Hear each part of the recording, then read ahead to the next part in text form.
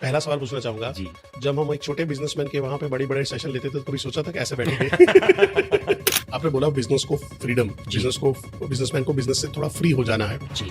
तो क्या-क्या चीजें कर सकता है जिससे वो बिजनेस में से थोड़ा फ्री हो सकता है? कितना भी अच्छा एम्प्लॉय दे दो ना, पहले नंबर पे तो क्या करते हैं पता है? जब सुबह ऑफिस पहुंचते हैं ना, तब उसको वर्बली बात करते हैं। ये करना, ये करना, ये करना। एक एम्प्लॉय के साथ ये आधा घंटा बात करेंगे। अरे वो बंदा इंसान है। आधे घंटे में उसको जो है वो 5 आपने 10 चीजें बोली है, 3 भी जो है वो ठीक से समझ नहीं याद पाता। नहीं है, याद ठीक ही है, नहीं चलो रही। 5 समझ में भी उसको आ गई तो शाम होते-होते जो है वो कंप्लीट तो 2 या 3 ही कर पाएगा। और इसके बाद बिजनेस ओनर को क्या लगता है? कोई काम का नहीं है, मैं इसको 50-60 हज़ार सैलरी दे रहा हूँ, कोई काम ही नहीं करता, गड़बड़ करता है। और यहाँ पर बिजनेस ओनर गलती क्या करता है पता है? वो खुद ही लग जाते हैं। हाँ, खुद ही वेबसाइट बनाएंगे, खुद ही कोडिंग करेंगे। हम ही जो है वो एआई तो आजकल आ चुका है तो मैं खुद बना रहा हूँ।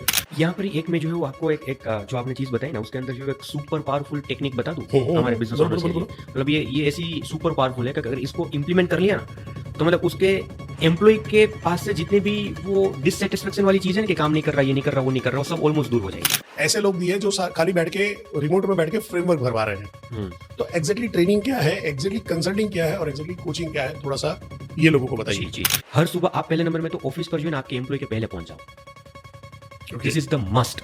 अगर आप आपके एम्प्लॉय के पहले नहीं पहुंचते, आपका भी जो है वो टाइम आप मैनेज नहीं कर पा रहे हो, तो आप अपना बिजनेस क्या मैनेज कर पाओगे? If you not manage your time, you can't manage your business. Businessman के लाइफ के अंदर में ढेर सारे चैलेंजेस होते हैं। टीम संभालना, टीम बनाना, टीम को आइडेंटिफाई करना, टीम को नर्चर करना। फिनांस की बात करें तो फिनांस लाएंगे कहाँ से, खर्चेंगे कैसे, जो मार्केट में फंसा पड़ा है उसको निकालेंगे कैसे। मार्केटिंग की बात करें तो मार्केटिंग क्या है, सेल क्या है, कई बार ये नहीं मालूम होता है। मैं मार्केटिंग पे ज्यादा पैसा लगाऊं या सेल्स फोर्स को बढ़ाऊं, ये समझ में नहीं आ रहा है। मेरे बिजनेस का सेल्स मॉडल कैसा होना चाहिए, ये भी हमेशा एक तकलीफ का प्रश्न रहता है। तो आज सभी ये सारे जितने भी सवाल एज अ बिजनेसमैन आपको हो रहे हैं या आप बिजनेस करने वाले हो और आपके दिमाग में चल रहे हैं, तो उसका काफी हद तक सॉल्यूशन मिलने वाला है। हमारे साथ में है राहुल बागिया जी, जो गुजरात के उभरते हुए, जी हाँ, गुजरात के उभरते हुए बहुत ही यंग बिजनेस कोच है, स्टार्टअप कोच है और आप सभी लोगों के लिए ढेर सारे ऐसे प्रोग्राम लेके आए हैं जो आपके बिजनेस को 10x में डाल सकते हैं। पर वो 10x का दावा नहीं करते हैं, वो बोलते हैं मैं आपकी क्षमता बढ़ा दूंगा। वो 10x भी हो सकता है, वो 100x भी हो सकता है। तो आपको बिजनेस के लिए जो क्लियरिटी चाहिए, वो क्लियरिटी है, वो आज मिलने वाली है राहुल बागिया जी से। तो राहुल बागिया जी, आपका स्वागत है। Thank you so very much Paresh sir. सबसे पहले तो मुझे जो है वो इस यहाँ पर ये कुर्सी में बैठने के लिए, ये मौका देने के लिए और मुझे इसके लिए हकदार गिनने के लिए आई जेन्युइनली फील प्राउड कि आज जो है वो आपके साथ बैठने का ये मौका मिला एंड आपके साथ कुछ गुफ्तगू करने का जो मौका मिला। Thank you so very much for this opportunity. मैं पहला सवाल पूछना चाहूंगा। जी। जब हम एक छोटे बिजनेसमैन के वहां पे बड़े-बड़े सेशन लेते थे तो कभी सोचा था कि ऐसे बैठेंगे? कहाँ डेस्टिनी पहुंचा देती है। बिल्कुल आपने सही बात करी। कभी-कभी बात करते रहते थे हम कि ये करेंगे, ऐसा करेंगे। और कहीं न कहीं जो है वो भगवान सुन लेता है कि अगर इंटेंशन है तो भई चलो आपको भी वो रास्ते के ऊपर मतलब पहुँचा ही देता है। तो वैसे सोचा तो नहीं था बट हाँ, बातें ज़रूर करते रहते थे और बातें करते रहते थे उसी की वजह से शायद थोड़ा-सा इस रास्ते के ऊपर आगे भी बढ़ पाए। मेरे को वो सेशन याद आ रहा है। तू बात कर, तू कमाल कर, बात से बात बनेगी और बात से ही काम बनेगा। बिल्कुल। सो हम, आपने और मैंने दोनों ने दो बड़े सो कॉल्ड बिजनेस कोचेस के साथ में जी। काम किया है। हमने साथ में काफ़ी सारी चीज़ें डेवलप की है वहाँ पे। जी। हमारी काफ़ी अंडरस्टैंडिंग भी वहाँ से बढ़ी। जी। हमने उनके बिजनेस के मॉडल भी देखे, उनके बिजनेस के गैप्स भी देखे, उनके ऑपरेटिंग गैप भी देखे, उनके अच्छे पॉइंट्स भी देखे और उनके जो एरिया ऑफ इम्प्रूवमेंट थे वो भी देखे। हुँ। और आपने भी अपनी जर्नी शुरू जी, की, जी। मैंने भी मेरी जर्नी शुरू की। मेरा मॉडल ये बना कि मैं personal consulting and corporate training में मेरा फोकस ज़्यादा है और आपने चूज़ किया कि नहीं, मैं business consulting, coaching and training के अंदर में भी इसमें आगे बढ़ूंगा। जी। सो आपका एग्जैक्ट अभी ट्रेनिंग का, कंसल्टिंग का, बिजनेसमैन के लिए का मॉडल क्या है? जी। बेसिकली जब हम इस जर्नी के अंदर थे, तो एक बात का तो पता लगा कि आज हमारे जो बिज़नेस ओनर्स हैं ना, उसके पास हाँ, एक वर्ग ऐसा भी बिज़नेस ओनर्स का है जिसको जो है वो नॉलेज की ज़रूरत है। जिसको हम बोल सकते हैं कि भई ट्रेनिंग की ज़रूरत है। Training it is a basic kind of information नहीं बेसिक है। इन्फॉर्मेशन जो है वो नॉलेज है, ठीक है? वैसा भी वर्ग है जिसने वो फॉर्मल एजुकेशन नहीं लिया हुआ है, अभी तक उस लेवल पर पहुँचे नहीं है, ठीक है? तो उसको ट्रेनिंग से आप जो है वो सैटिस्फाइड कर सकते हो कि भाई अपने हिसाब से मैंने आपको इन्फॉर्मेशन देनी थी, नॉलेज देना था, दे दिया, इसके बाद इम्प्लीमेंट आप खुद करो। बट जो मैंने सबसे ज़्यादा चीज़ देखी हुई है कि लोगों को, बिज़नेस ओनर्स को स्पेशली, आज ट्रेनिंग से भी ज़्यादा या फिर आज जो है नॉलेज से भी ज़्यादा ज़रूरत है इम्प्लीमेंटेशन की, हाँ, ठीक है? कोई अकाउंटेबिलिटी पार्टनर होना चाहिए कि जो इम्प्लीमेंट करवाए उनको। बिल्कुल, बिल्कुल। और बिज़नेस ओनर आज इतने ऑपरेशन में फँसे हुए होते हैं, मैं जब भी, हमारे कई सारे क्लाइंट्स हैं, प्रीमियम क्लाइंट्स हैं, उसके साथ जब हम मुलाकात करते हैं, उसका हम जब ऑडिट करते हैं, उसके वहाँ पर अब जाते हैं हम, तब हमें पता लगता है कि भाई साहब के अंदर पोटेंशियल तो बहुत ज़्यादा है। एक्चुअली बहुत ज़्यादा पोटेंशियल है, बट जो ऑपरेशन वाले टास्क होते हैं ना, उसने कहीं न कहीं उसको जकड़ के रखा हुआ होता है, और हम कितना भी कोशिश कर लें, बिज़नेस ओनर खुद कभी कोई चीज़ें इम्प्लीमेंट नहीं कर सकता। करवानी पड़ती है उसको। करवानी पड़ती है, और उसके टीम के पास से भी करवानी पड़ती है। मान लो मेरे पास आज मैं बिज़नेस ओनर हूँ और 5 अलग-अलग डिपार्टमेंट के हेड्स हैं, फिनांस के अंदर, हाँ, अकाउंटिंग मतलब पर्सन हो गया, इसके मार्केटिंग बाद हो गया, मार्केटिंग सेल्स के हो अंदर, गया। सेल्स के अंदर, एचआर के अंदर। तो मैं खुद जो है वो कभी पाँचों के पाँचों डिपार्टमेंट के वो ऑन बिहाफ के ऊपर इम्प्लीमेंट नहीं करवा पाऊँगा। मेरा काम है उसको इंस्ट्रक्शन देना और टीम के पास से करवाना, ठीक है? तो हमारा अगर बिज़नेस मॉडल की मैं बातचीत करूँ तो कुछ इसी तरीके का है। ट्रेनिंग भी है एक इसका पार्ट, क्योंकि एक वर्ग ऐसा भी है जिसको सिर्फ ट्रेनिंग या फिर सिर्फ ज़रूरत है, नॉलेज ही बेसिक चाहिए, इन्फॉर्मेशन की बेसिक ज़रूरत है। इन्फॉर्मेशन चाहिए। और ट्रेनिंग कभी-कभी ज़रूरी इसलिए भी होती है कि भई वो ट्रेनिंग के द्वारा हमें टेस्ट कर पाए कि एग्ज़ैक्टली हमारा टोन, हमारा जो नॉलेज है उसको समझ में आता है कि नहीं आता, ठीक है? तो ट्रेनिंग भी एक पार्ट है हमारे मॉडल का, बट इसके साथ-साथ सबसे ज़्यादा जो इम्प्लीमेंटेशन वाला पार्ट है, जिनसे बिज़नेस ओनर की ज़िंदगी के अंदर बदलाव आ सकता है, that is something what we are working on, ठीक है?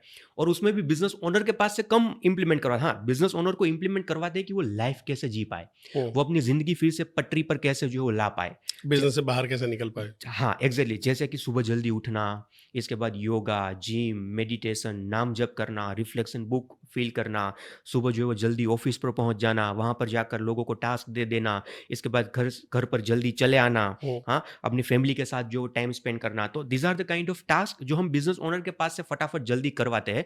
उसमें उसको जो है वो मतलब थोड़ा-सा हार्ड वर्क करना है। बट बिज़नेस के ऑपरेशंस के जितनी भी बातचीत करें, हुँ, तो वो हम करवाते हैं उसके टीम मेंबर्स के पास से। क्योंकि क्या होगा, बिजनेस ओनर मॉनिटरिंग करने में बहुत अच्छा होता है। मैंने जितने भी हमारे क्लाइंट, टॉप क्लाइंट्स है, एक एक कॉमन चीज़ मैंने देखी कि वो मॉनिटरिंग में बहुत अच्छे होते हैं, ठीक हुँ। है? बट अगर जब खुद करने के लिए कोई भी व्यक्ति जाएँगे, तो उतना मतलब इफ़ेक्ट नहीं आएगा। हाँ, वो चेस खेलने जैसा हो गया है कि हाँ, जब मैं खुद खेल रहा हूँ तो मैं डिसीज़न नहीं ले पा रहा हूँ, पर जब चेस के बाहर हूँ तो मेरे को समझ में आता है, अच्छा ये इसको प्यादा चलना चाहिए था, इसको पॉन चलना चाहिए था, इसको एलिफेंट चलना चाहिए था। बिल्कुल। तो हमारा मॉडल बेसिकली वैसा ही है कि हम जो है वो इम्प्लीमेंट करवाते हैं, उसके टीम मेंबर्स के पास इम्प्लीमेंट करवाते हैं। बिज़नेस ओनर्स को कैसे ऑपरेशन से फ्री कर पाएँ, उसके ऊपर जो ध्यान देते हैं शुरुआत में, ताकि वो अपनी जो ज़िंदगी थी। हुँ, पर सर अगर मैं आज बात करूँ, अगर आप भी बिज़नेस शुरू किया है, जस्ट फॉर एन एग्ज़ाम्पल, तो आपकी क्या एक्सपेक्टेशन होती है? वही पैसा, पैसा, इसके अलावा? पैसा है, क्लाइंट है, मार्केट में नाम अच्छा हो जाए इसके अलावा? और क्या मेरी एब्सेंस के बगैर ये बिज़नेस कैसा चल पाए ठीक है, और कुछ? और लेगेसी मैं पास ऑन कर पाऊँ अपनी फैमिली ठीक है, को, फ्रीडम एक भी होती है, फ्रीडम भी होगा। राइट? कि भई मैं जो है वो बिज़नेस शुरू कर रहा हूँ, तो पैसा तो मिले ही मिले, हुँ, बट इसके साथ-साथ मुझे फ्रीडम भी मिले। हाँ, कि मैं टाइम अपना ओन कर पाऊँ। बिज़नेस ओनर का मेन क्या काम है कि भई अपने समय को जो है वो खरीद पाना। खरीद पा रहे हैं। और जो व्यक्ति अपने समय को खरीद पाता है, वो कितने भी एक्स जो है वो ग्रो कर सकता है। तो हम जो है वो हमारे मॉडल के अंदर पहले तो यही करवाते हैं कि भाई उसको ऑपरेशन से फ्री करें, ताकि वो अपने समय को खरीद पाए और वो समय को जो है वो बिज़नेस ग्रोथ के ऊपर इन्वेस्ट कर पाए, या फिर पैसिव इनकम भी जो है वो जनरेट कर पाए। मैं इसी में आपको सवाल पूछना चाहूँगा कि आपने बोला बिज़नेस को फ्रीडम, जी, बिज़नेसमैन को बिज़नेस से थोड़ा फ्री हो जाना है। जी। तो क्या-क्या चीज़ें कर सकता है जिससे वो बिज़नेस में से थोड़ा फ्री हो सकता है? ठीक है। अब सबसे पहले तो उसको ये मानना पड़ेगा, एक जो बिलीफ वो होता है ना, कि भई मुझे ऑपरेशन से फ्री होना है। अब एक क्या पैटर्न होती है जो मैंने हमारे कई सारे क्लाइंट्स के अंदर देखी। अब जब हम उसको बोलते हैं ना कि भई आपको ये काम आपकी टीम को डेलीगेट कर देना है, उसके ऊपर सौंपना है, तभी आप जो वो फ्री हो पाओगे। तो उसको क्या लगता है, अरे यार वो तो अच्छी तरीके से नहीं कर पाएगी, अरे यार तो वो तो गड़बड़ कर देगी, अरे यार उसको कोटेशन बनाने के लिए दिया था तो ये तो गड़बड़ कर दिया। तो मेरे को हाँ। राजपाल यादव का मीम होता है, ये हाँ। काम मुझे सबसे अच्छा हाँ, आता मुझे है। सबसे ज़्यादा अच्छा मतलब वही ट्रैप के अंदर बिज़नेस ओनर फँसे रहता है। उसको ये लगता है कि भई मैं किसी को ये दे नहीं सकता, अगर किसी को दे दिया तो ये मतलब बढ़िया वहाँ है, पर जो है वो डिज़ास्टर पूरा जो डिज़ास्ट है कर वो हो देगा। जाएगा। तो वो ट्रैप से सबसे पहले तो बिजनेस ओनर जो है वो बाहर निकले कि मैं ही इसको कर रहा हूँ या फिर मुझे ही इसको आता है और मैं ही इसको जो वो करूँगा अच्छी तरीके से तो ही अच्छा काम होगा। This is not the case. तो पहले तो वो सोच ले। और हाँ, जब आप टीम ओनर को आप जब भी कोई भी काम डेलीगेट करते हो तब गलती होती है, हर एक इंसान है। जब आपने ये जर्नी की जो किया शुरुआत था करी हुई थी तब हमारे से भी गलती हुई थी, ठीक है, बट वो करते करते करते सीख गए और हमारी एक्सपेक्टेशन ऐसी है कि कोई भी टीम इसको मेंबर को परफेक्ट आना चाहिए। हाँ पहले ही दिन से परफेक्ट आना चाहिए, बट वहां पर उसको कंटिन्यूसली ट्रेनिंग का पार्ट आ जाता है कि उसको टीम मेंबर को आप अगर ट्रेन करोगे तो उसको भी परफेक्शन आ जाएगा। मैं अगर एग्जांपल की बात करूं उसी के अंदर डेलीगेशन की, आप सभी लोग इंडिगो के फ्लाइट में बैठे हुए होंगे, सभी लोग बैठे हैं कोई भी फ्लाइट के अंदर, क्या हमने कभी ये सोचा, अब जब डेलीगेशन की मैं जब हमारे क्लाइंट के साथ बात करता हूँ ना फर्स्ट लेवल में, तो उसको ऐसा लगता है कि सर ये तो थोड़ी ना हो पाएगा, हमारे यहाँ पर तो ऐसा है जो है वो एम्प्लॉय नहीं है जो उसको अच्छी तरीके से संभाल पाए। तो मैं उसको एक एग्जांपल ये इंडिगो वाला देता हूँ कि आप बैठे इंडिगो के फ्लाइट में, अब वहाँ पर जो है वो 15-20 हज़ार रुपए के ग्राउंड स्टाफ के ऊपर जो जिसको इतनी सैलरी है वो भी बंदा काम करता है, हाँ, और जो कैप्टन होता है जो लाखों रुपए की सैलरी लेता पायलट है, है। ठीक है, वो भी जो है वो काम करता है। तो आज राहुल भाटिया जी वो तो कहीं पर दुबई में बैठे हुए होंगे, गुड़गांव में बैठे हुए होंगे, दिल्ली में बैठे हुए होंगे, फिर भी इंडिगो की डेली इतनी फ्लाइट्स 1500 से ज़्यादा फ्लाइट्स पूरे इंडिया के अंदर टेक ऑफ होती है, वर्ल्ड के लैंडिंग अंदर में होती आ है। रही जा रही है हाँ करके। ठीक है, तो वो कैसे पूरा ऑपरेशन टाइम पर आ रही है, टाइम पर जा रही है, तो कैसे हुआ ये संभव? अगर वो ये सोचते कि भाई मेरा फ्लाइट कैप्टन जो है वो तो थोड़ी ना उड़ा सकता है इतने ज़्यादा लोगों को, या मेरा जो ग्राउंड है मैं खुद ही उड़ा मैं के ले खुद ही जाता जो हूँ। उड़ा के लेके जाता हूँ, ठीक है, एक साथ जो है वो 1500 फ्लाइट के पैसेंजर को उड़ा के ले राइट, मतलब समथिंग लाइक दैट, तो वो कभी नहीं हो पाता। तो ये बड़े बड़े जितने भी ऑर्गेनाइजेशन है, बड़े बड़े जितनी भी कंपनीज है, उसने एक चीज समझी कि employ training is very very essential Important। Part, ठीक है, जब तक आप लोगों को ट्रेनिंग नहीं दोगे आपके अंडर में तब तक वो तैयार नहीं होंगे। और वहां पे ये लोग सोचते हैं कि ट्रेनिंग देंगे तो हाँ ज्यादा सीख जाएंगे तो भाग जाएंगे, हाँ, मतलब यही ट्रैप है, तो उनसे मतलब उसको बाहर निकलना बाहर है। निकल रहे हैं। तो मैं अभी मेरे एक क्लाइंट है उनके साथ में बैठ के बात कर रहा था। सर हम ये वो जमाना नहीं रहा, हमारे टाइम पे लोग ऐसे मिलते थे। मैं कहूँ सर हमारे टाइम पे ऐसे लोग मिलते थे, हमारे बॉस भी ऐसे ही बोलते थे कि हमारे टाइम पे हाँ ऐसे लोग नहीं थे, वैसे लोग थे।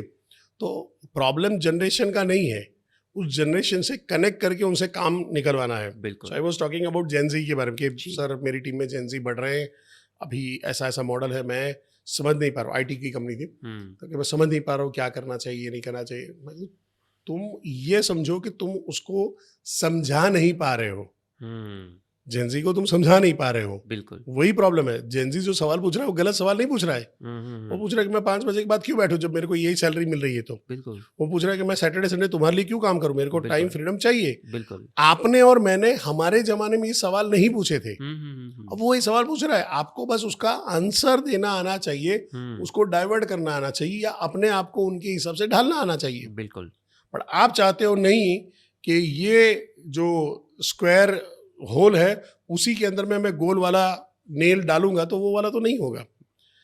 मेरा नेक्स्ट क्वेश्चन जहाँ पे आता है कि कई बार लोगों का ये है कि भाई हमको सो कॉल्ड बिजनेस कोच हैं वहाँ पे जो मार्केटिंग कर रहे, ये कर रहे, वो कर रहे, और एंड में क्या होता है कि वो आके वेबिनार करते हैं और वेबिनार आके कोर्स ही बेच रहे होते हैं जी। तो कोचिंग तो कहीं पे हो नहीं रहा है। बिल्कुल अब एक ट्रेनिंग अलग है, कोचिंग अलग है, कंसल्टिंग अलग है। बिल्कुल वो लोग मैं जा रहा हूँ, मैं परेश जोशी आपको बता रहा हूँ, ये हूँ वो, इस संडे आइए, सेमिनार करते हैं, ये करते हैं, वो करते हैं, आपके बिजनेस के प्रॉब्लम के बारे में बात करते हैं। फिर आया और पता चला मैंने एक 15,000 का कोर्स दे दिया, ठीक है, कोर्स तब तक ठीक था, वहां पे आया।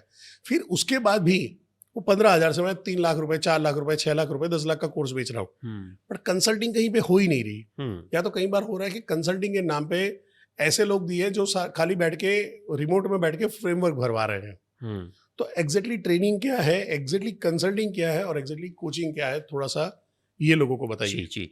तो ट्रेनिंग जो है, ट्रेनिंग के अंदर भी वैसे देखने के लिए जाए तो थोड़ा से 2 पार्ट में वो डिवाइड होगी। एक होगी जनरलाइज्ड ट्रेनिंग और एक थोड़ी सी होगी पर्सनलाइज्ड ट्रेनिंग, हम उसको कह सकते हैं। तो जनरलाइज्ड ट्रेनिंग तो जो हमने पहले बात करी ना कि जो लोगों को नॉलेज की ज़रूरत है, ठीक है, उसको जनरलाइज्ड ट्रेनिंग देनी ज़रूरी है, यानी ठीक है। एचआर क्या है, सेल्स क्या है, हाँ, मार्केटिंग क्या है, कैसे काम होता करता है, यहाँ फंक्शंस क्यों होना चाहिए, क्यों ये बंदा होना चाहिए, ये जो है वो हो गया पूरी की पूरी जनरलाइज्ड ट्रेनिंग, जो बिजनेस के अ काइंड ऑफ फंडामेंटल्स हो सकता है। आप कह सकते हैं कि भाई ये चीज़ें ऐसी ऐसी होनी चाहिए, पे? This is a kind of generalised training.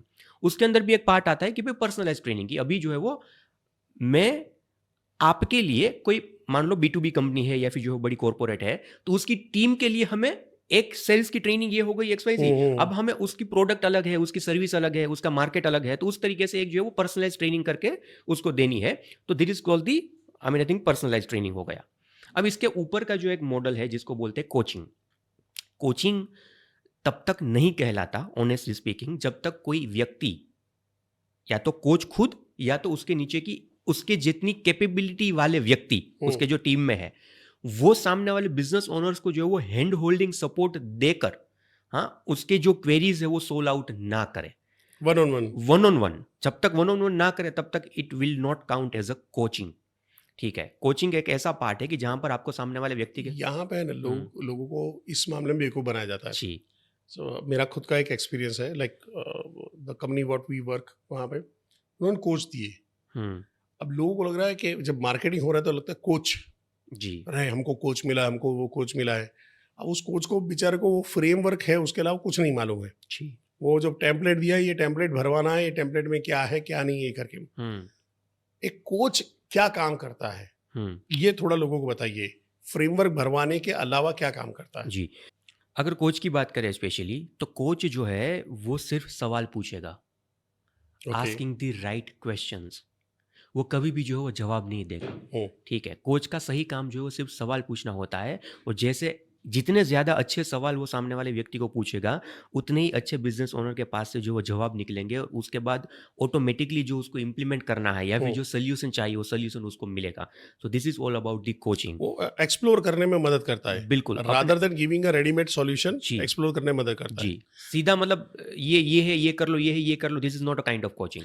ये मेरे को हमेशा से लगता था, क्योंकि कई बार क्या होता है कि जैसे अपना कंसल्टिंग में चले हैं, अब कंसल्टिंग अलग हो जाता है, एक आइडिया देना अलग हो जाता है। जी लोग ये आइडिया दिया है उसको कोचिंग मान लेते हैं, और तकलीफ क्या होती है कि मैंने बोला कि सर ऐसा करके ऐसा कर लो, बोलते हाँ है तो अच्छा, बट वो आइडिया क्योंकि उसका नहीं है, कोई थर्ड पार्टी ने दिया तो वो बाय नहीं करता है। जब बाय नहीं कर रहा है तो इम्प्लीमेंट भी नहीं कर रहा है। पर जब आप उसको सवाल पूछते पूछते ले जाते हो, एक लेवल पे लाते हो, ऐसा हुआ तो क्या करोगे, फिर ऐसा हुआ तो क्या हो जाएगा, अगर ये नहीं हुआ तो क्या ऑप्शन रहेगा, ये हुआ तो उसके बाद के स्टेप क्या हो सकते हैं, ये करते करते जब कर रहा है तो वो खुद अपने आइडियाज को जी क्लियर कर रहा है, ज्यादा क्लियरिटी की तरफ बढ़ रहा है, जी, और चूंकि वो फाइनल आइडिया पे पहुंचा तो उसका बाइंग भी बहुत ज्यादा आता है। बिल्कुल। मेरा अब सवाल है, what is a consulting? Consulting एक ऐसा पार्ट है कि जहां पर जो है आप कोचिंग का तो पार्ट आ ही जाता है उसके अंदर थोड़ा सा, बट इसके साथ साथ आप जो रेडी टू यूज कई सारी चीजें होती है ना, वो बिजनेस ओनर को करके देते हो। टेम्पलेट। टेम्पलेट्स कोई हो गए, जस्ट फॉर एन एग्जांपल मैं बात करूं, हमारे क्लाइंट थे, हमने उसको कोचिंग भी करी, ट्रेनिंग भी दी, सब कुछ चीज़ें जो उसको समझाया, ठीक है। बट अभी क्या हो रहा है कि भाई HR के कैसे अपॉइंटमेंट लेटर्स बनाने चाहिए, ऑफर लेटर्स क्या होना चाहिए, कोड ऑफ कंडक्ट क्या होना चाहिए, इसके साथ साथ लीव पॉलिसीज क्या होनी चाहिए, ट्रैवल पॉलिसीज क्या होनी चाहिए, एग्जिट इंटरव्यूज कैसे लेने हैं, तो ये सब एक HR का, मैं जस्ट एक आपको एग्जांपल के तौर पे बता रहा हूँ।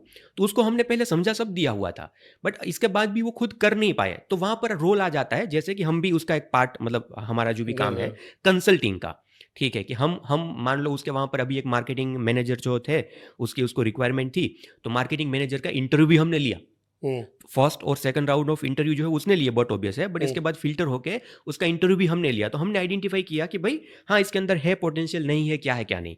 इसके बाद अभी उसका जो अपॉइंटमेंट लेटर बनाना है, जो कोई ऑफर लेटर देना है, जो लीव की पॉलिसीज उसके साथ शेयर करनी है, इसके साथ साथ उसको ऑन बोर्डिंग डेक जो है वो समझाना है, तो वो पूरा चीजें हमने उसके लिए करके दी, उस पर्टिकुलर बिजनेस के लिए भी, और उसके वहां पर जो ये एम्प्लॉयज आते थे उसके लिए भी। तो ये पार्ट हो गया कंसल्टिंग का, कि जहां पर बिजनेस ओनर को जो है वो सिर्फ अपनी जो चीजें होती है वो थोड़ी सी बतानी होती है, इसके बाद हमारा पार्ट वहां पर आता है कि हम कई सारी चीजें तैयार करके रेडीमेड उसको देते हैं ताकि वो सीधा इसको इंप्लीमेंट कर सके।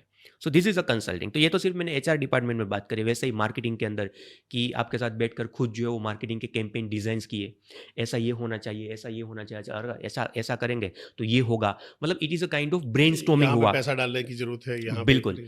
तो कंसल्टेंट जो है, आप ऐसा समझो कि वो आपके बिजनेस का एक एक एज अ वर्किंग पार्टनर ही हो गया, हिस्सा बन गया है, एक हिस्सा ही बन गया है। आप उनसे कुछ छुपा नहीं सकते, आप आपके लीगल कंसल्टेंट से कभी कुछ छुपा नहीं सकते, ठीक है, आप अपने बाकी के जो मतलब बिजनेस कंसल्टेंट है उनसे कुछ छुपा नहीं सकते। तो कंसल्टेशन का पार्ट ऐसा है कि it is a kind of, मतलब आप उसको भले एक अमाउंट दे रहे हो, बट वो आपके बिजनेस का पार्टनर ही हो गए, और हम थोड़ा सा उसी तरीके से जो है वो काम करते हैं। मैंने कंसल्टिंग के नाम पे लोगों को इतना भारी बेवकूफ़ बनते हुए देखा है कि जब कंसल्टिंग की बात चल रही है और वो वहाँ पे आता है कि ऐसा करके ऐसा कर दो, ऐसा करके ऐसा कर दो, ऐसा करके ऐसा कर दो, वो कंसल्टिंग हुई। अरे वो आइडिया देना हुआ है, that is not a consulting. Consulting का मतलब है प्रॉपरली प्रॉब्लम समझो, उसके हिसाब से कस्टमाइज चीज़ों को डिज़ाइन करके उसको दो, उसको इम्प्लीमेंट करवाओ, दैट शॉर्ट ऑफ कंसल्टिंग वहाँ पे आ जाती है। जी। कंसल्टिंग दो किस्म की होती है, एक प्रिस्क्रिप्शन कंसल्टिंग। कंसल्टिंग का मतलब कि जहाँ पे है अपने प्रॉब्लम समझा, आपने किया और दे दिया, क्योंकि बिजनेसमैन क्या बोलते हैं कि सक्षम है, वो स्ट्रेंथन है, उसकी टीम अच्छी खासी है कि जहाँ पे उसने इसको यूज़ कर लिया है, समझ लिया है और वो अपने उसमें इम्प्लीमेंट करवा रहे हैं। दूसरा होता है वो कंसल्टेंट जो बिजनेसमैन है, वो इतना कैपेबल नहीं है और वहाँ पे ऑन साइट में बैठ के वहाँ पे कंसल्टिंग की जाती है, वहाँ पे इम्प्लीमेंट किया जाता है। तो मोटा मोटा हमारा जो बात हुआ है, ट्रेनिंग क्या है, कंसल्टिंग क्या है, कोचिंग क्या है, आप सबको आइडिया आ गया होगा। जी, जी। अभी का जो बिजनेसमैन, अभी आप जो वही कर रहे हैं, हम लोग करीबन 4 जी। साल से सेम सेगमेंट में काम कर रहे हैं। जी। तो अभी जो बिजनेसमैन है उसके सबसे बड़े प्रॉब्लम क्या है? क्या ऐसे 5 बड़े प्रॉब्लम चल रहे हैं? मैं एक ही सबसे बड़ा प्रॉब्लम करूँ, जो आपके साथ यहाँ पर डिस्कस, तो उसमें से कई सारे प्रॉब्लम जो है ना वो मतलब सॉल्व आउट हो जाएँगे। वो सबसे बड़ा प्रॉब्लम है ऑपरेशन। ओके। अगर बिज़नेस ओनर कैसे भी करके ऑपरेशन में से फ्री हो गया और ग्रोथ वाली एक्टिविटी के अंदर उसने अपना जो है ना वो टाइम देना शुरू कर दिया, तो कई कई सारी चीज़ें जो है ना ऑटोमेटिकली ठीक हो ठीक हो जाएगी, जाती है। राइट? तो मुझे तो ऐसा ही लगता है कि सबसे बड़ा तो जो है वो खुद ऑपरेशन में से निकले और इसके साथ-साथ अपने माइंड के वो बिलीफ में से निकले कि भई मुझे तो सब कुछ आता है। हाँ, क्योंकि अगर वो ही आप जो है वो चलाते रहे, तो आज तो टेक्नोलॉजी, क्योंकि मैं स्टार्टअप के लोगों के साथ भी सबसे ज़्यादा काम करता हूँ। हुँ। तो जिस तरीके से टेक्नोलॉजी आगे बढ़ रही है, जिस तरीके से मार्केट के अंदर हर 3 साढ़े 3 महीने के बाद पूरा एक नया वेव एआई का और टेक्नोलॉजी का आ रहा है, ऐसे ही बिज़नेस ओनर्स अगर वो माइंडसेट से रहे कि भई मुझे क्या सीखने की ज़रूरत है, मुझे क्या ये करने की ज़रूरत है, मुझे क्या किसी के सपोर्ट की ज़रूरत है, मुझे सब कुछ चीज़ आता है। तो टेक्नोलॉजी इतनी फ़ास्ट आ रही है आज कि आपने आज इस बिज़नेस को खड़ा करने के लिए 20 साल लगाए हुए हैं ना, इसको बर्बाद होने में 20 महीने भी नहीं लगेंगे। हुँ। इतनी फास्ट टेक्नोलॉजी और इतनी सारी चीज़ें मार्केट में कंपटीशन जो है वो आ चुका है। स्टार्टअप का वर्ल्ड इस तरीके से जो है वो आ चुका है, इतना फॉरेन इन्वेस्टमेंट्स जो है वो आ चुका है। तो मुझे लगता है सबसे पहले तो जो है ऑपरेशन में से खुद बाहर निकले और इसके साथ-साथ जो है वो खुद ये ट्रैप से बाहर निकले कि भई मुझे अभी समय के साथ-साथ परिवर्तन लाना पड़ेगा, समय के साथ बदलना पड़ेगा। जब शुरू किया था मैंने बिज़नेस तब अलग परिस्थिति थी, आज जो है वो अलग परिस्थिति है। अब आज के हिसाब से बिज़नेस को जो भी चीज़ों की रिक्वायरमेंट होगी वो करना पड़ेगा। बाकी बिज़नेस के फंक्शंस की बात करें तो वो तो इसके बाद सोल आउट हो ही जाएँगे, अगर पहले बिज़नेस ओनर ये खुद जो है वो समझ लेगा तो। वो बहुत बड़ी बात नहीं बात है। नहीं है। राहुल भाई, जो आपने बताया कि ऑपरेशन से बाहर निकलना है जी, या फ्रीडम चाहिए, या जहाँ से बोला कि बिजनेसमैन ऑपरेशन में फंसा रहता है, तो उसके अंदर में एक सबसे बड़ा सब्जेक्ट आ जाता है बिजनेस का, ऑटोमेशन। बिल्कुल। अगर आपने काफ़ी सारी चीज़ें, यानी मेरा पर्सनली मानना है कि आप हुँ, 80% 90% चीज़ें अगर ऑटोमेशन सेट करते हो तो आप ऑपरेशन से 90% तो बाहर आ सकते हो। बिल्कुल। 10-20% आपका शायद रिक्वायरमेंट अभी भी डिसीजन लेने के लिए शायद बना रहे, क्योंकि ऑर्गेनाइजेशन उतनी मैच्योर्ड नहीं हुई है। जी। सो आप यहाँ पे दर्शकों को ये बताइए कि ऑटोमेशन किस टाइप का होना चाहिए, क्या क्या चीज़ें होती है बिजनेस के अंदर में, किस तरह से वो अपने आप को बिजनेस में ऑटोमेशन ला के अपने आप को फ्री कर सकते हैं। ओके। तो सबसे पहले तो मैं बात करूँ तो बिज़नेस के अंदर ऑटोमेशन जो है वो हर एक डिपार्टमेंट के अंदर लागू होता है। मैं एचआर की बात करूँ, मैं फ़िनांस की बात करूँ, मैं जो है इसके बाद मार्केटिंग के लिए हमें कई सारे ऑटोमेशंस टूल आ चुके हैं, उसकी हम बात करें। इसके साथ-साथ आगे बात करें तो हमारा जो पूरे के पूरा एक एक मान लीजिए मैन्युफैक्चरिंग यूनिट है, उसको कैसे हर एक चीज़ मतलब ऑन द फिंगर टिप्स हो, उसके पूरे जो ऑटोमेशन की बात करें। और इसके एडवांस लेवल की अगर मैं बातचीत करूँ तो रोबोटिक्स ऑटोमेशन की हम्म। अगर हम बात करें, तो उसमें बेसिक लेवल से अगर हम शुरुआत करें तो एचआर के अंदर भी पहले क्या होता था, भाई साहब आते थे, अटेंडेंस लगाते थे, इसके बाद कितना घंटा काउंट हुआ पूरा वो करके एक एचआर जो है या फिर वो बंदा है बिजनेस ओनर, वो महीने के अंत में जो है वो 5 7 10 15 जितने भी उसके वहाँ पर लोग हैं सभी लोगों की सैलरी करते थे। खुद हाँ, ही बैठ के करता हाँ, था। कितनी लीव हुई भाई, ये हुआ, ये हुआ। हाँ, तो इसके अंदर ऑटोमेशन के अंदर आज अगर हम देखें तो कई सारे जो है वो ऐप्स आ चुके हैं एचआर के अंदर भी, कि जहाँ पर आपको कुछ नहीं करना, पंच इन करो, पंच आउट करो, लीव आपका जो भी आपने पॉलिसी बनाई हुई है उसमें डाल दो। हाँ, ऑटोमेटिकली जितना घंटा उसने काम किया हुआ उसका ऑटोमेटिकली उसको वो मिल जाएगा। ऑटोमेटिकली आप उसको सैलरी कर दो वहाँ से क्लिक करके एंड उसको सैलरी स्लिप भी मिल जाएगी। तो ये बेसिक लेवल ऑफ ऑटोमेशन जी। जो हर एक बिज़नेस मतलब ओनर के हर वहाँ जगह पर पे आपको फिजिकली बनाने की कोई जरूरत नहीं रहती कुछ है। बनाने की ज़रूरत नहीं रहती। वो एम्प्लॉयी आके ये भी नहीं बोलेगा सर उस दिन मैं छुट्टी पर था, सर उस दिन मैं जो है वो लेट आया हुआ था, सर हम्म। उस दिन तो मैंने रात लंबे समय तक काम किया था। भई जो है उसमें है। ठीक है, तो ये बेसिक जो हर एक जगह पर होना ही चाहिए। इसके बाद मार्केटिंग के अंदर बातचीत करें तो कई सारे ऑटोमेशन के टूल्स हैं, हाँ, जिसमें प्रमोशन के लिए व्हाट्सएप के अलग अलग मैसेजेस, हम्म, एपीआईस, ये वो, जहाँ पर जैसे ही आपकी इंक्वायरी आती है ऑटोमेटिकली कस्टमर को आपका ब्रोशर चला जाता है, लैंडिंग पेज चला जाता है, इन्फॉर्मेशन चली जाती है, हम्म, कनेक्ट हो जाते हैं। तो मार्केटिंग डिपार्टमेंट के अंदर वैसे ही जो है वो आप बात करें तो फिनांस डिपार्टमेंट के अंदर कई सारे ऑटोमेशन के टूल्स आ चुके हैं। तो ऑटोमेशन तो हर एक जगह पर वैसे देखने के लिए जाए तो मार्केट के अंदर है टूल्स अवेलेबल, बट बेसिक अगर आपका सर्विस बिजनेस है तो आपके वहाँ पर सीआरएम टूल भी होना ही चाहिए, हम्म, ठीक है। अगर आपका प्रोडक्शन लाइन है, मैन्युफैक्चरिंग बिजनेस है, तो सीआरएम प्लस ईआरपी भी होना चाहिए, एंटरप्राइज रिसोर्स प्लानिंग, planning, कि कैसे पूरे के पूरा बिजनेस का जो भी इन आउट एंट्री एग्जिट जो भी चीज़ें हैं वो उसके द्वारा जो है वो मैनेज हो पाए। और बड़ी बड़ी कंपनी यही तो करती है। ERP कैसा होना चाहिए? ईआरपी के अंदर दो अलग अलग तरीके होते हैं। अगर आपके ऑर्गेनाइजेशन जो छोटी है तो आप जो रेडी टू यूज़ ईआरपी आते हैं उसके अंदर जो प्री डिफाइंड ऑलरेडी फंक्शंस है वैसे भी यूज़ कर सकते हो। और दूसरा, अगर आपका ऑर्गेनाइजेशन बड़ा है, काम आपका बड़ा है, तो मैं तो रिकमेंड करूंगा कि आप कस्टमाइज ईआरपी करवाइए। क्यों? Exactly. क्योंकि आपकी रिक्वायरमेंट अलग है, आपका बिजनेस अलग है, आपको थोड़ा सा और प्रोसेस नहीं बनी है प्रोसेस आपकी। नई जो है वो बनी हुई है। तो कस्टमाइज ईआरपी जो है वो आपको करवाना चाहिए, अल्टीमेटली बहुत आपको जो मदद करेगा। ओके, सो जैसे आपने बताया CRM है, ERP है, वेबसाइट के अंदर में लोगों को हमेशा चैलेंज रहती है। कई बार जी। मैंने ऐसा देखा है कि बिजनेसमैन बिजनेस के अंदर में वेबसाइट का लेके एक अलग ही खेल चल रहा होता है। हम्म। तो कई बार उनको समझ में नहीं आता कि कैसे टाइप की होनी चाहिए, किस टाइप की बननी चाहिए। तो उसके अंदर में थोड़ा सा वेबसाइट के अंदर तो देखिए, वैसे देखने के लिए जाए तो बिजनेस ओनर को उसके अंदर आना ही नहीं चाहिए। हम्म, मतलब उसको जो एक्सपर्ट को बुलाना चाहिए, 4-5 अलग-अलग वेंडर्स को बुलाइए। उसने आपके बिज़नेस जैसी कोई क्या दूसरे कोई कंपटीटर बिज़नेस की बनाई वेबसाइट है। बनाई हुई है कि नहीं, वो देखिए। उसको सवाल पूछिए कि क्या-क्या इसके अंदर हो सकता है। अपने ब्रांड के हिसाब से हिसाबिक उसको जो है वो कलर, इसके बाद फ़ॉन्ट, इसके बाद क्या-क्या और चीज़ें, मतलब जैसे जो है उसका एक ब्रांडिंग पर्सपेक्टिव अलग बने, वैसे उसको सजेस्ट करिए कि हमें इस तरीके का चाहिए। एंड लेटर ऑन 4-5 वेंडर्स को पूछ के उसको जो है वो एक आध को दीजिए। अगर अच्छी नहीं भी बनी कोई दिक्कत नहीं है, आपका डोमेन तो आपके पास ही है ना, दूसरी हम्म, बना लेंगे। हम्म, बट यहाँ पर बिज़नेस ओनर गलती क्या करता है पता है? वो खुद ही लग जाता है। आ, और खुद ही वेबसाइट बनाएँगे, खुद ही कोडिंग करेंगे। हम ही जो है वो एआई तो ऐसे आजकल आ चुका है तो मैं मैं खुद खुद ही बना बना लूँगा। लूंगा। तो ऐसा नहीं होता। ये यहाँ पर आज बैठे हुए हैं हम, अगर वो ये सब करेगा, यही तो ऑपरेशन है। ये अगर ये सब करेगा तो बिज़नेस को ग्रो कब करेगा?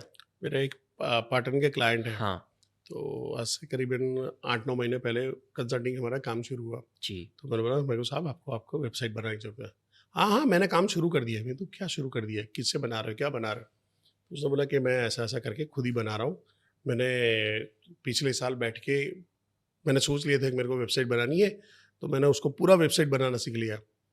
मैं तो आप सीख के क्या बनाओगे? तो आपका आपका आपने कितना टाइम डाला है? अभी ये बनाने में कितना टाइम डालोगे? मैं तो आपका टाइम वेबसाइट बनाने में जाना है या हुँ, आपका टाइम आपके बिजनेस के एक्सपेंशन में डालना है? हुँ, सो कहीं ना कहीं मेरे को वो हमेशा वो समझ में नहीं आया कि चिंदी चोरी क्यों चल रही है हुँ। कि मैं परफेक्ट करूँगा। वेबसाइट कितने टाइप की होती है और कौन से बिजनेस के लिए किस टाइप की वेबसाइट में जाना चाहिए? हाँ, वेबसाइट की अगर बातचीत करें तो वैसे तो जो है वो मेजरली उसके 3 टाइप्स हैं। एक होता है स्टैटिक, एक होता है डायनेमिक और तीसरा जो होता है वो होता है ई-कॉमर्स वेबसाइट, ठीक है? तो आपके बिज़नेस की क्या जो प्रोडक्ट्स है, क्या सर्विसेज़ है, क्या आप जो डिलीवर कर रहे हो उस हिसाब से स्टैटिक, डायनेमिक या फिर आप जो ई-कॉमर्स कर रहे हो तो उस तरीके की वेबसाइट के अंदर आपको जाना चाहिए।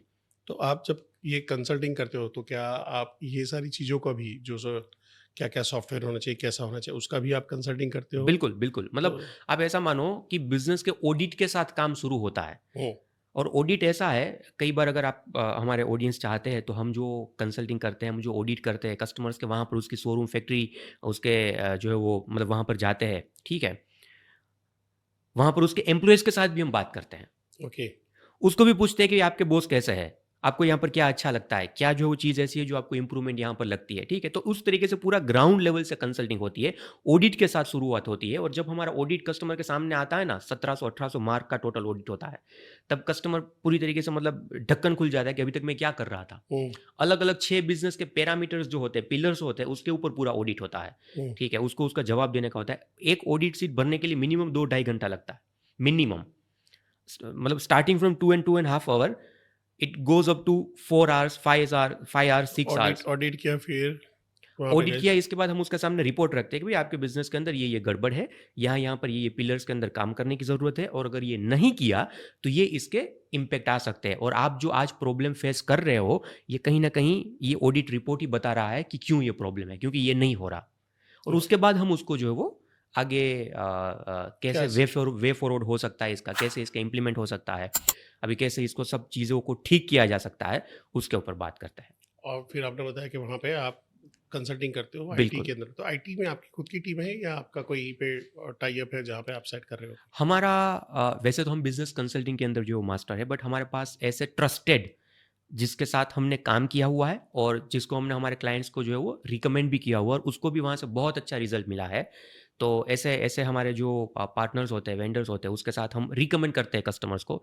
जैसे कि ईआरपी की बातचीत करें तो हमारे बहुत अच्छे कस्टमर्स को जो रिजल्ट दिया हुआ है इस ईआरपी सॉफ्टवेयर से, यंत्र अधिगम, कृष्णकांत जी है, तो उसने बहुत अच्छा काम किया हुआ है और क्लाइंट का भी फीडबैक बहुत अच्छा है कि भाई जो सॉफ्टवेयर इन्होंने बना के दिया हमारे लिए पर्सनलाइज, हमें बहुत जो मदद कर रहा है। तो ऐसे जो ट्रस्टेड लोग होते हैं, ट्रस्टेड हम ढूंढते रहते हैं, ऐसे हम भी एक्सपेरिमेंट करते हैं और उसमें से जो टॉप निकलते हैं उसको हम कस्टमर को रिकमेंड करते रिकमेंड हैं। करते हो? जी।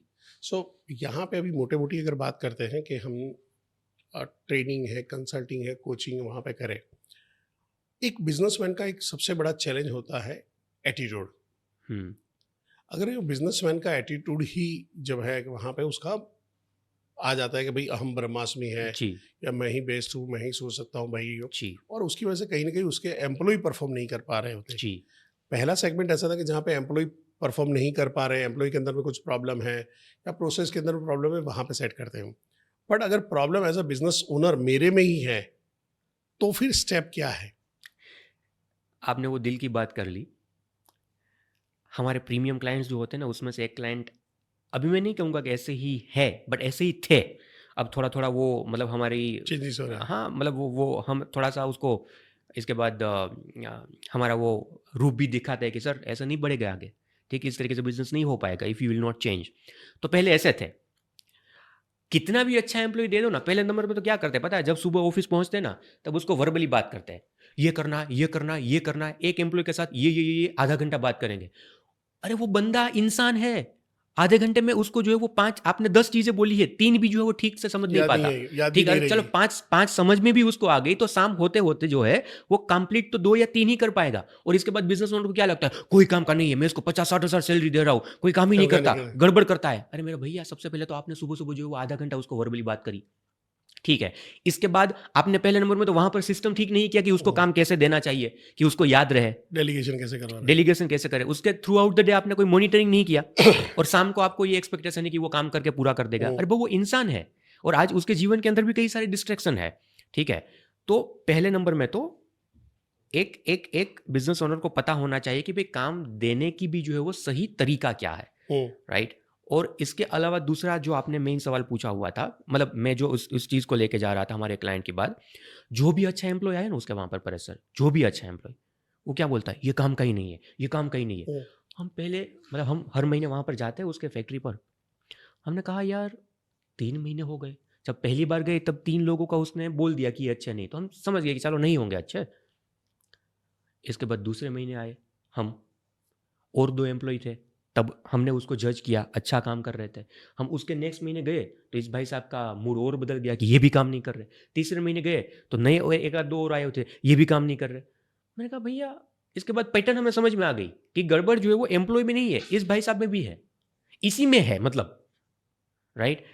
उसकी एक्सपेक्टेशन एक तो सभी लोगों के पास से ऐसी है कि वो मल्टीटास्किंग करेंगे, मैं उसको 50 सैलरी दे रहा हूं तो मैं उसके पास से जो है वो 50 काम निकलवा लूं, वैसा नहीं होता। पूरा पैसा वसूल करूंगा। हाँ, पूरा जो पैसा वसूल कर लूँ, ऐसा कभी होता नहीं है। और इसके साथ साथ आप अच्छी तरीके से उसको काम दे नहीं पाए और आप ये नहीं समझ पाए कि वो भी इंसान है, ठीक है। और आपको यही मतलब आपके अंदर एक बिलीफ सिस्टम हो गया है ऐसा कि कोई काम कर ही नहीं रहा, हाँ ऐसा काम होता ही नहीं है। एक गलती कर दी तो आप वो बंदा आपके लिए अभी जो है वो पूरा एक विक्टिम बन गया है। ये इस पे मेरा एक पर्सनल एक्सपीरियंस है कि मैंने उनको बोला मेरे को KRA KPI डिसाइड कर दो। जी, तो उसको पता है कि जिंदगी में ये 5 ही काम उसको करने हैं, बिल्कुल। 5 काम को, और उसके पैरामीटर कर दो कि मैं तेरे को मॉनिटर ऐसे कर दूंगा, काम हाँ, खत्म। हाँ, बस अब आपको बैठ के बोलना है कि वो 5 काम डेली बेसिस पे, रेगुलर बेसिस पे उसके जो केपीआई तय किए उसके हिसाब से हो रहे हैं कि नहीं हो फ्रीक्वेंसी रहे। क्या है? हाँ, एग्जैक्ट। फ्रीक्वेंसी क्या है वहां पे, हो गया है। आपको रोज सुबह जाके उसको डिटेक्ट करना पड़ेगा कि भाई यहाँ पे झाड़ू लगा। अब समझो कि एक स्वीपर है मेरी ऑफिस में, तो मेरी ऑफिस में उसका उसका उसका केयर है केपीआई क्या है कि ऑफिस साफ चाहिए। सुबह हम आए तब तक सबका पानी भर के वहां पे रख दिया होना चाहिए। बिल्कुल।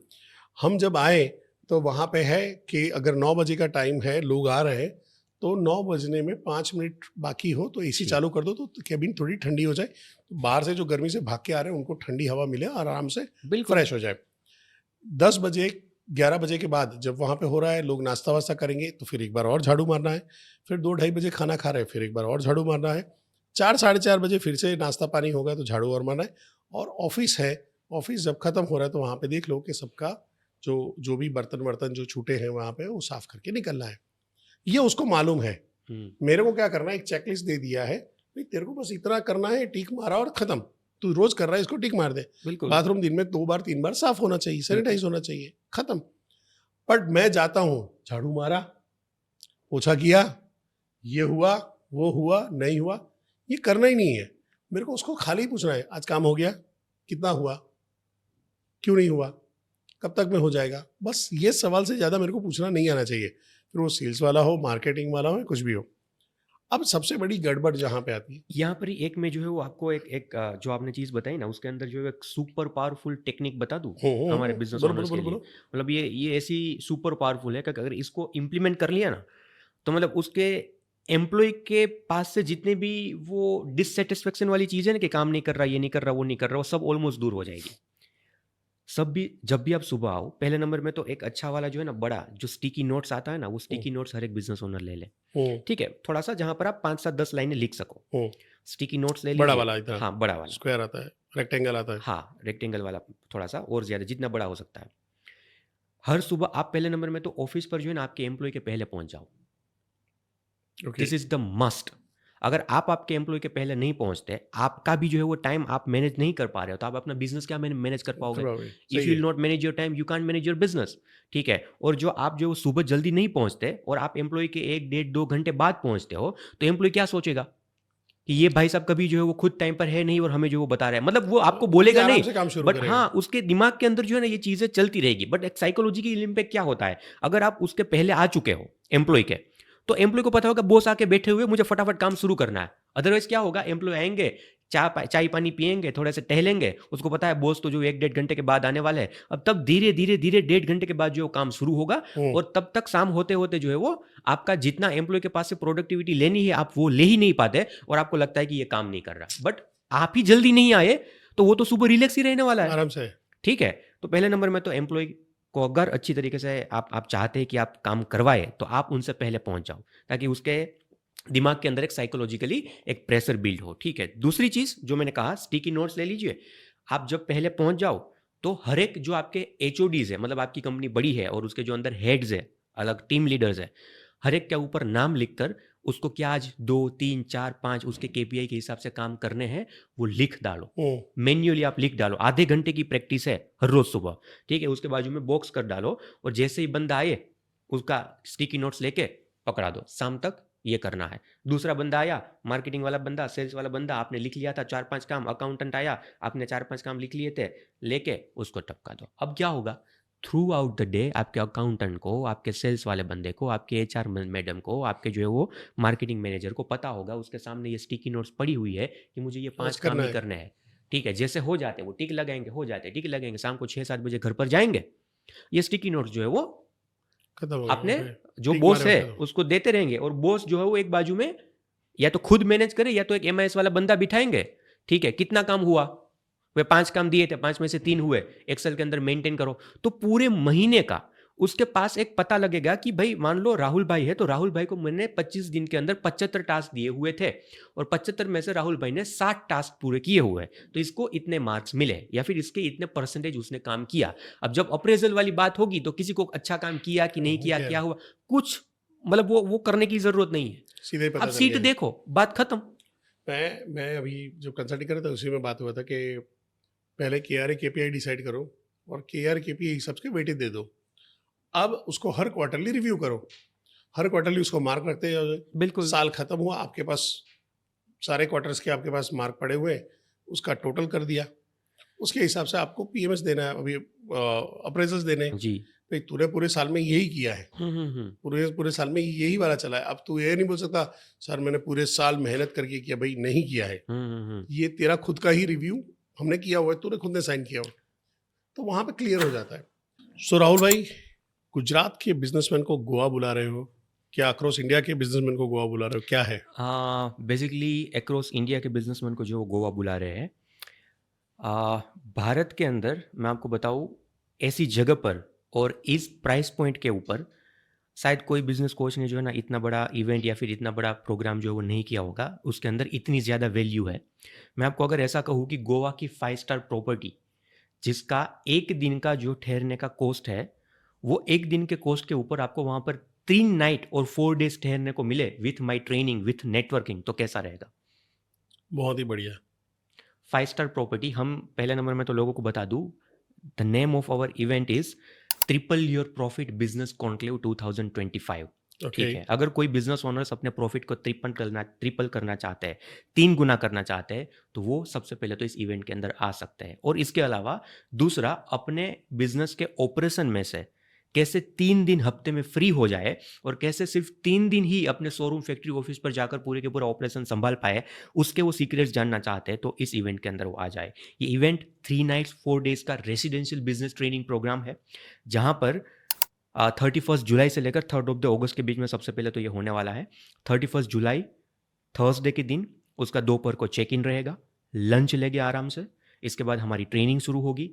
1 अगस्त के दिन पूरी ट्रेनिंग चलेगी, 2 अगस्त के दिन जो वो ट्रेनिंग चलेगी सैटरडे के दिन। और अब गोवा आए हुए तो थोड़ा सा घूमना तो उसको बनता ही है, और सैटरडे शाम को हम उसको जो है वो फ्री कर देंगे, कहीं पर घूमना है तो उसको सिटी में, फिर से वापस आ जाएंगे, रात को सो जाएंगे, सुबह नेक्स्ट डे 3 अगस्त के दिन जो है वो अपना लेविस ब्रेकफास्ट करके अपने अपने होम टाउन जो है वहाँ पर चले जाएंगे। ये तो मैंने आउटलाइन बताई पूरी, बट इसके अलावा वहाँ पर जो 3 दिन के अंदर होने वाला है ना, विच इज़ माइंड ब्लोइंग, 120 से 150 करोड़पति बिजनेस ओनर्स वहां पर आने वाले हैं। हम ऐसा नहीं कि भाई चलो आपका छोटा सा बिजनेस है या फिर अभी तो शुरू कर रहे हैं वैसे लोगों को ला रहे हैं ना, जिसकी ऑलरेडी कैपेसिटी बहुत अच्छी है, जो ऑलरेडी जो है वो अच्छा करोड़ों का टर्नओवर में मतलब वो काम कर रहा है, जिसका प्रॉफिटेबिलिटी वो अच्छी तरीके से ऑपरेट कर रहा है, और जिसको ग्रो करना है, वैसे ही लोगों को हम वहां पर सीरियस लोगों को बुला रहे हैं। नेटवर्किंग का भी अच्छा चांस मिल जाएगा, बहुत अच्छा नेटवर्किंग का चांस मिल जाएगा। गुजरात से आ रहे हैं, महाराष्ट्र से आ रहे हैं, दिल्ली साइड से हमारे कई सारे क्लाइंट्स जो है वो आ रहे हैं, राइट। और ये जो इवेंट है वो होने के लिए जा रहा है the Westin Goa by Marriott property में। 5 स्टार प्रॉपर्टी है, जहां पर एक दिन का ठहरने का जो प्राइस है वो with breakfast lunch and dinner पर पर्सन 25,000 रुपए है। ठीक है, और हम 3 नाइट्स एंड 4 डेज का ये उसका वहां पर ठहरना, खाना पीना, हाँ, इसके साथ साथ मेरी ट्रेनिंग, नेटवर्किंग, हाँ, ब्रेकफास्ट लंच डिनर सब कुछ चीज़ है, हमारी ट्रेनिंग 3 दिन की, नेटवर्किंग का मौका, ये सब कुछ चीज़ है बिजनेस ओनर को मिल रही है सिर्फ और सिर्फ 25,000 प्लस जीएसटी। हम लोग गुजराती में बोलते हैं सस्ता में सिद्धपुरनी यात्रा, तो आप बोलोगे सस्ता में गोवा नहीं यात्रा थी, सस्ता भाई गोवा नहीं यात्रा, हाँ बस ऐसा ही कह सकते हैं। उसका अगर मेरे को ज्वाइन करना है, कोई भी हमारे इसमें पॉडकास्ट जो देख रहे हैं उनको अगर आपके सेशन में आना है जी, तो कैसे आ सकते हैं? हाँ, तो अगर सर आपकी परमिशन हो तो हमारे जितने भी मतलब बिजनेस ओनर्स ये अगर वीडियो देख रहे हैं, अगर आपकी परमिशन से हम जो है वो आपको लैंडिंग पेज की लिंक भी दे सकते हैं, आप डिस्क्रिप्शन में डाल सकते हैं। जी, आप उसको डिस्क्रिप्शन में डाल सकते हैं। इस वीडियो के साथ में डिस्क्रिप्शन के अंदर में आपको पूरी लिंक मिली होगी और बेसिक डिटेल मिली होगी, और आप वहाँ पे जाइए, अपने आप को रजिस्टर करिए। मैं भी आने वाला हूँ, वो एक सरप्राइज है, नहीं बोल रहा था पर बोल दिया, थोड़ा पेट में बात टिकी नहीं, और वहाँ पे करते हैं, बड़ी धमाल करेंगे, लोगों को असली मौका मिलेगा अपने साथ में बिजनेस नेटवर्क बढ़ाने का और ट्रेनिंग लेने का विद राहुल बागिया। मैं इसमें एक बात बताऊँ, ये जो एक्सपीरियंस है 5 स्टार का वो तो होगा ही होगा वहाँ पर, ठीक है, रहना खाना पीना सब कुछ चीज़ें वो तो होगा ही होगा। इसके साथ जो हमारे जो बात हुई ना कंसल्टिंग प्रोग्राम्स की, उसकी प्राइस जो है वो लाखों रुपए होती है। अब ऐसा मानो लाखों रुपए उसकी प्राइस होती है, which everybody can not afford, honestly speaking, ठीक है।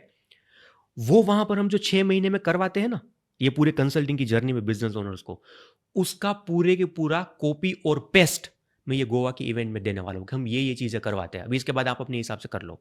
बढ़िया है, बहुत बढ़िया। ये मतलब जो लाखों रुपए की प्रोग्राम की वैल्यू है या फिर वो कंसल्टिंग की जो वो वैल्यू है, 6 महीने हैंड होल्डिंग सपोर्ट की जो वैल्यू है, जो चीज़ हम वहाँ पर करवाते हैं, वो सब कुछ चीज़ें मैं ये गोवा के अंदर 3 दिन की हमारी ये इवेंट के अंदर लोगों को देने वाला हूँ।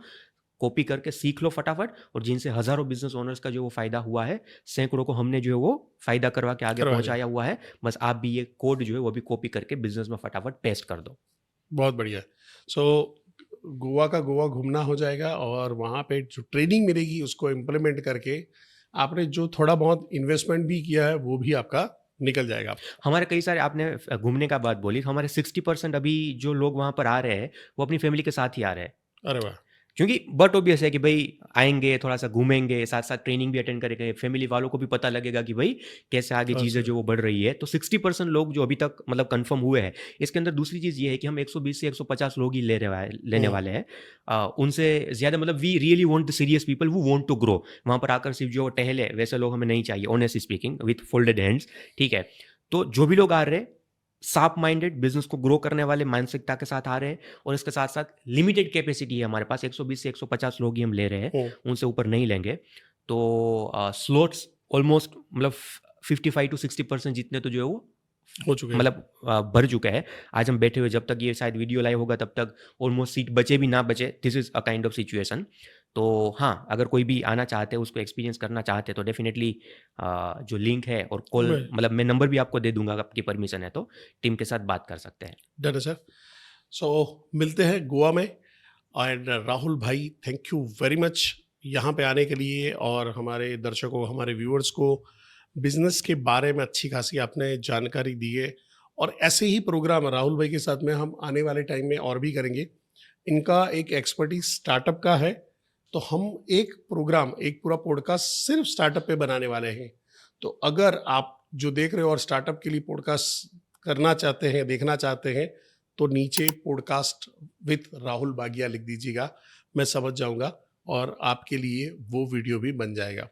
So thank you very much sir, and wish you all the best for your Goa venture. Thank you so very much for giving this opportunity कि इस बहुत बड़े स्टेज के ऊपर मुझे आने का मौका दिया, और हमारा जो भी हम काम कर रहे हैं उसको लोगों तक पहुंचा पाए, वो जो है वो प्लेटफॉर्म आपने प्रोवाइड किया। It is I am very very much grateful to have you here, I mean me myself have you here on the stage. Thank you.